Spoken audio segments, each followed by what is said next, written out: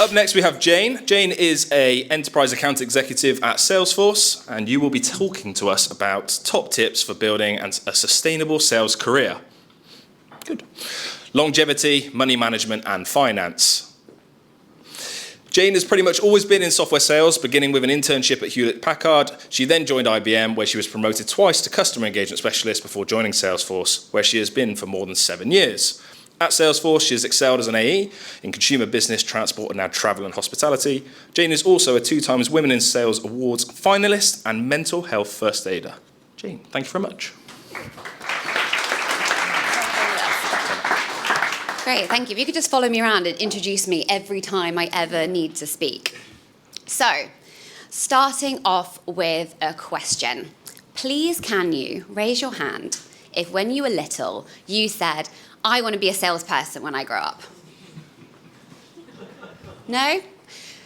I thought so. Most of us kind of fall into sales because we maybe think that sales isn't a credible career. We think of a salesperson as a man in an ill-fitting suit trying to flog us something that we don't want, which I find very interesting given the fact that 65% of the current Fortune 500 CEOs did a sales job. So there's a direct link between sales and the C-suite. So as mentioned, my name's Jane Pickering. I'm going to be doing 7 tips in 7 minutes on how to build a sustainable sales career. So number 1, core values. Do you know what your core values are?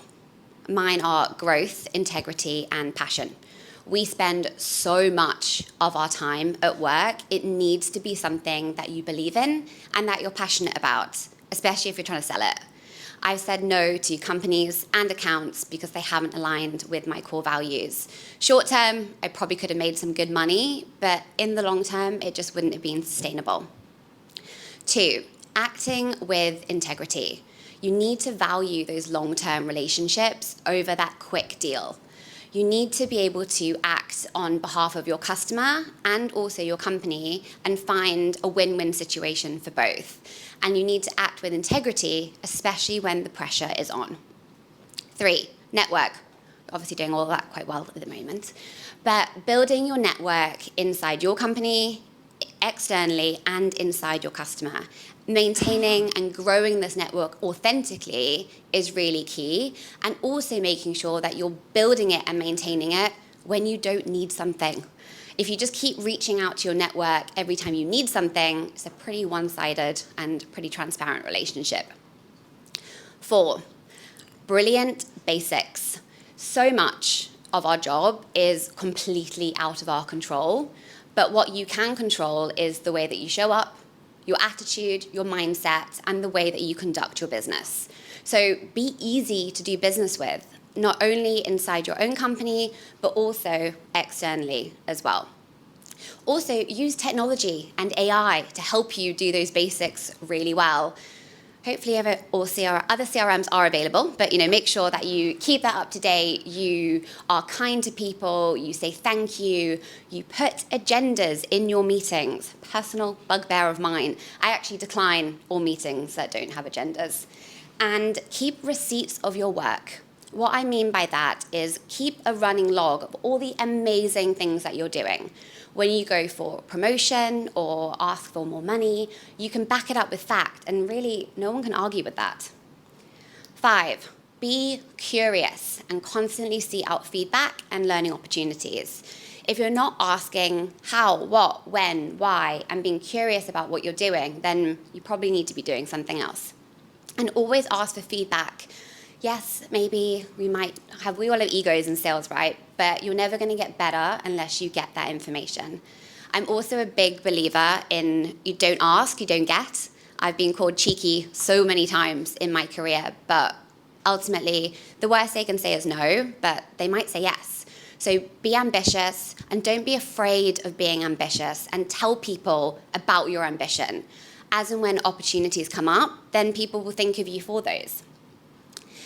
That being said, you can't have a sustainable sales career without point 6, which is taking time out and setting boundaries. No one on their deathbed had ever said, I wish I took less holiday, or I wish I answered more emails whilst on holiday with my family. So please take time out, and if you kind of check back in with work, it's just showing the people that are covering you that you don't trust them. And also respect other people being on holiday as well. Boundaries are really important. I set boundaries with my internally and with my customers. We have technology like delay send on Slack or email. So if you want to be working at 10 p.m. at night, that's completely fine. But get that email sent at 9 a.m. because otherwise it's kind of probably quite stressful, the person that's going to get it. Also, I don't want to set the expectation that we're available 24/7 to our customers. And then the final point, point number 7, to kind of follow on from what Will said, be smart with your money. An absolute non-negotiable is live off your base salary. Money and commission comes and goes, and if you rely on your commission for anything you can't live without, you might come a bit unstuck when you maybe don't have the best year, when the market's not in your favor. And with regards to commission, I always say, spend a little, save a little, and share a little. One of the biggest joys of this job is being able to kind of share that with loved ones, share those experiences, treat someone, and do something like that. I also wholeheartedly agree with Will. Like, do you know when you want to retire?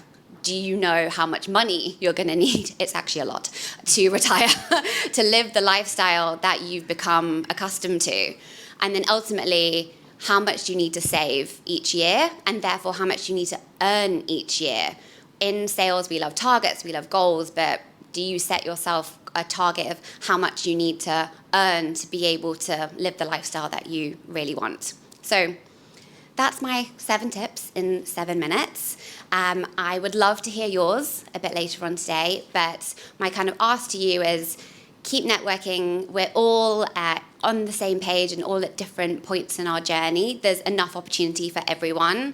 So yeah, looking forward to meeting you all later. Thank you.